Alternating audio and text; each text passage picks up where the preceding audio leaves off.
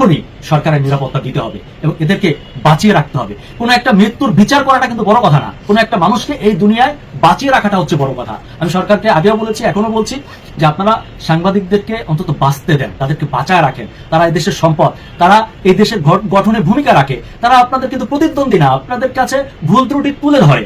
আর কারা সাংবাদিকদের বিরুদ্ধে কথা বলে এদেরকে দেখে নেন যে এরা কারা, এদেরকে চিহ্নিত করেন। মূলত এরাই হচ্ছে দেশ ও রাষ্ট্রের শত্রু।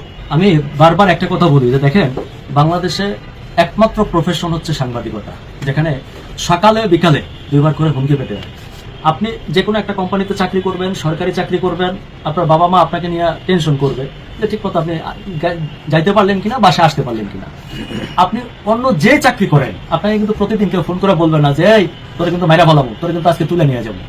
আপনি সাংবাদিকতা করবেন, ভালো সাংবাদিকতা করবেন, হ্যাঁ, মিথ্যার বিরুদ্ধে কথা বলবেন, সত্যটাকে তুলে ধরবেন। আপনাকে রীতিমতো সকালে একবার, রাতে একবার কিংবা তার চাইতে বেশিবার আপনাকে শুনতে হবে যে আপনি মারা যাবেন, আপনি বেশি দিন বাঁচবেন না, আপনাকে তুলে নিয়ে যাওয়া হবে। তা আমার কাছে এই জিনিসটা খারাপ লাগে যে এটা কেন? একটা দেশের সাংবাদিকতা হচ্ছে চতুর্থ স্তম্ভ, এটা রাইটস আছে কথা বলার, এবং সাংবাদিকদের কথা শুনেই কিন্তু আমাদের সরকার অনেক গুরুত্বপূর্ণ ডিসিশন নিতে পারে। অনেক বড় বড় ব্যাপারে, অনেক সূক্ষ্ম বিষয় যারা ওখানে বসে টের পায় না, তারা সাংবাদিকদের মাধ্যমে সেই তথ্য পেতে পারে। সমাজের একটা বড় ভূমিকা রাখে তারা, অথচ দেখুন তাদেরকে সবসময় হুমকির মধ্যে থাকতে হয়, তাদেরকে আমরা নিরাপত্তা দিতে পারি না। আসলে এর থেকে ভয়ঙ্কর আর কি হতে পারে? আমি বলে থাকি যে দেখেন, সারা পৃথিবীর বিভিন্ন জায়গায় কিন্তু যুদ্ধ চলতেছে।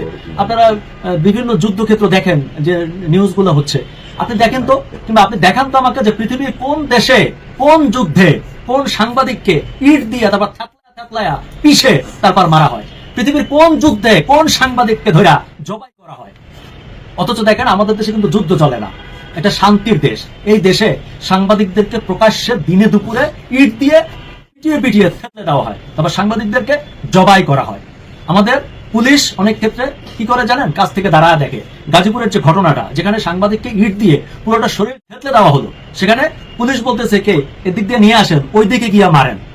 মানে এ হচ্ছে অবস্থা। তো যাই হোক, আমাদের প্রশাসন যদি চায় তাহলে যে অনেক কিছু পারে, এটার উদাহরণ আছে। দেখেন, এই যে তুহিনকে যারা হত্যা করলো, তাদের পুরো গ্যাংকে কিন্তু পুলিশ ধরে ফেলছে। তার মানে কি, সদিচ্ছা থাকলে সবকিছু পারে, সদিচ্ছাটা থাকতে হবে। কথা হচ্ছে কি, আমার পয়েন্ট একটা, এটা হচ্ছে যে ভাই, আমার নিরাপত্তা কিংবা আমার মতো অন্য যারা সাংবাদিকরা আছে তাদের নিরাপত্তা আপনি কবে দিবেন? তুহিনের মতো যদি আমরা মরে যাই, তারপর প্রেস কনফারেন্স হয়, আন্দোলন হয়, মানববন্ধন হয়, তখন কি রাষ্ট্র আমাকে নিরাপত্তা দিবে?